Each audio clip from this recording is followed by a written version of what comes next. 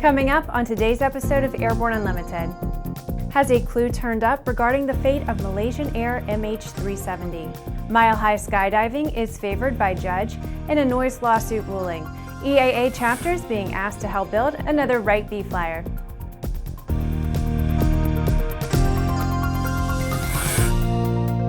I'm Bree Cross. It is August 3rd, 2015, and this is Airborne Unlimited. After a break following AirVenture 2015, it's time to get back to the business of providing y'all with your daily dose of Airborne Unlimited. The aircraft debris found off the coast of Reunion Island in the Indian Ocean is now in a laboratory in France being investigated for the possibility that it is connected with the Malaysian Airlines flight MH370 Boeing 777 that disappeared in March of 2014. It has been reported on CNN that officials are saying the part is confirmed as being from a Boeing 777. Media reports indicate that the 8-foot-long component is a flaperon, but as of the time of this report, no official statement has been released that it was actually part of the missing aircraft. However, there is no reason to rule out the logic that a fragmented part from a Boeing 777 in this part of the world would not be from MH370. Recent reports have also indicated that other metal objects have been found on the beach. At this time, there is no connection between these reports and any reason to associate these objects with the missing aircraft. At this time, there's a lot of speculation from the media regarding this current investigation. We at ANN will keep you posted and will keep our coverage limited to the facts. In this report, we find that a judge in Colorado apparently does not like frivolous lawsuits. Colorado Judge Judith LaBuda has found in favor of Mile-Hi Skydiving in a case brought by a citizens group complaining about noise from the company's airplanes. We previously covered this case, and now it's being reported that Judge LaBuda had awarded Mile-Hi Skydiving nearly $68,000 in damages in the case brought by citizens for quiet skies. Added to this finding, the judge says the citizens group must also pay the skydiving company $48,000 in legal fees as well. In her summary ordering the payment of attorney fees, it is reported that LaBuda wrote, quote, "The court finds Citizens for Quiet Skies claims for damages to be substantially frivolous and groundless and lacking any factual basis," end quote. Citizens for Quiet Skies organizer Kimberly Gibbs said the group was planning to file a motion to reconsider the amount. They have also filed with the Colorado Court of Appeals asking for a review of LaBuda's original decision in favor of the skydiving business. After the break, EAA chapters are asked to help keep history alive. AML's patent-pending wireless induction charging system eliminates confusion over those charging cables, cuts down cockpit cable clutter, and allows you and your passengers to fly cordless and eliminate the cable nightmare. www.aviationmodificationleaders.com. There's a difference between charting a steady course and pushing for the ceiling. And for nearly a century, Hartzell Propeller has been defining that difference. It's in our passion for engineering and research and our dedication to testing the limits of performance. We are built on honor. We are Hartzell Propeller. Redbird is quickly becoming the industry standard for flight training. Since Redbird introduced its revolutionary FMX in 2007, colleges, universities, and flight training operations around the world have integrated Redbird products into their curriculum. It's time to discover what Redbird can do for you. Join the migration.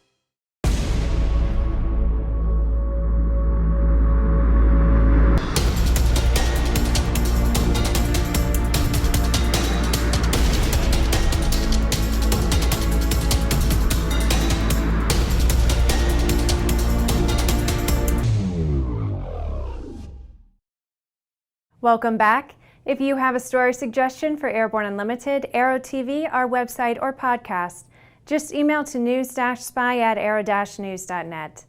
Wright B Flyer Inc.'s one-of-a-kind B-model Wright Flyer was a big hit at EAA AirVenture this year.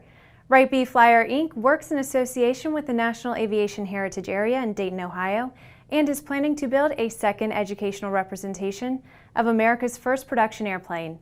With the help of EAA home builders, they say the second Wright B Flyer can better serve as an educational tool and airshow demonstrator than their current aircraft. Stephen Wright, great-grandnephew of the Wright brothers, said the Wright B Flyer at this year's EAA AirVenture was built in 1982. It has traveled around to various airshows, but it takes 4 to 5 hours to break down and place into shipping crates. The second aircraft, now in planning stages, will be easier to transport.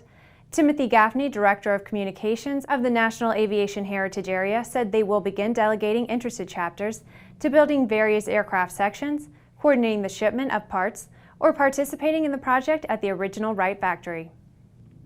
Each week we share with you an online video that one of our viewers found especially entertaining. We call it our Aero Video of the Week.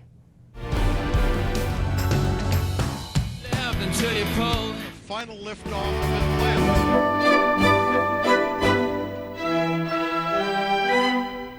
Falling back to Earth sounds pretty scary, but SpaceX turns it into a thing of beauty. Enjoy this HD video from a Falcon 9 rocket as it falls back to Earth after a space launch. Search Falling Back to Earth HD on YouTube. After these messages, you'll be amazed at the AMA National Model Aviation Museum. The KSN 770 is an affordable, WAAS-enabled integrated MFD with a flexible hybrid user interface from Bendix King. Get your fingers on the 770's perfect blend of touchscreen and hard buttons. Easily control your GPS navigation, NavCom, weather, traffic, and terrain in any condition.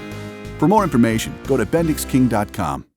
Concorde's recombinant gas RG series sealed battery technology produces a high-performance battery with the advantages of being pre-tested and fully charged at the factory.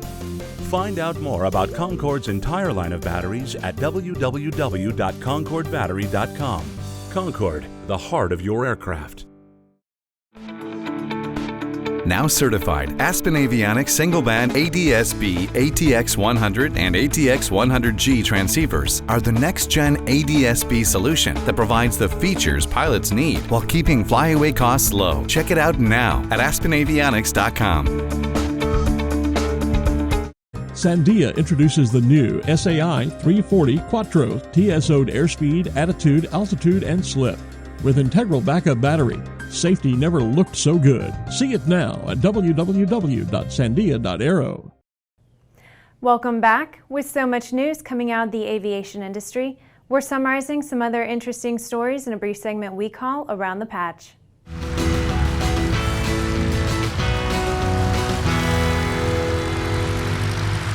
The National Model Aviation Museum has completed the installation of several new exhibits with new artifacts and hands-on platforms for museum visitors to enjoy. Many of the new pieces are on loan only throughout the summer months. The museum is an extraordinary place, notes ANN's Jim Campbell, and if you haven't visited, you're really missing out on something exceptional.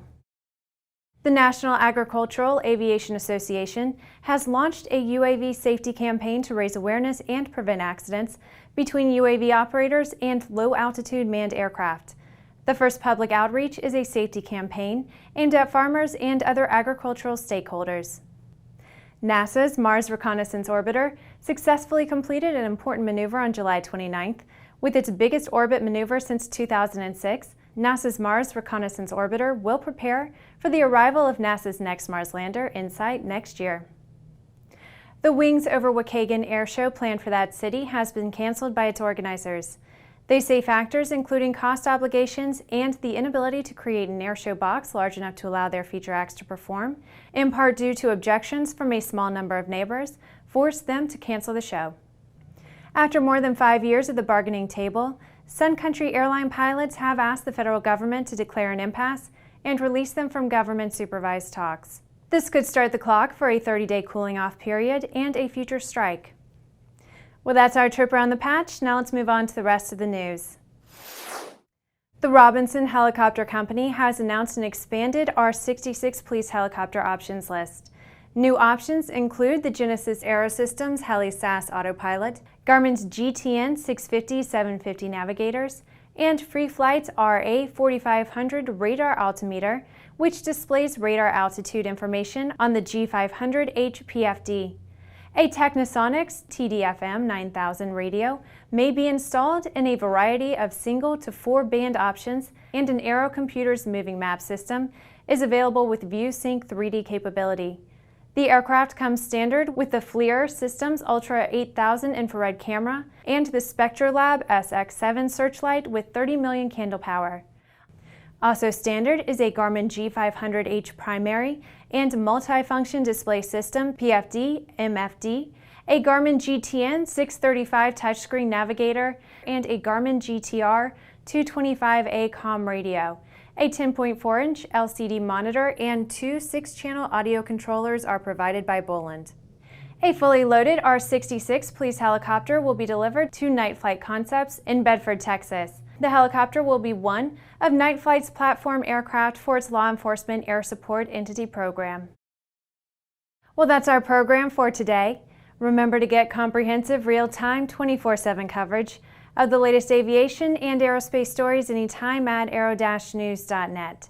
Remember that Airborne Unlimited is streamed daily Monday through Friday, with additional breaking news bulletins for important stories that fall outside of our normal deadlines. Please join us and a growing roster of over 100 outstanding industry associations and organizations every weekday for the best in aviation and aerospace news from the staff of the Aero-News Network, the aviation world's most comprehensive news and information resource.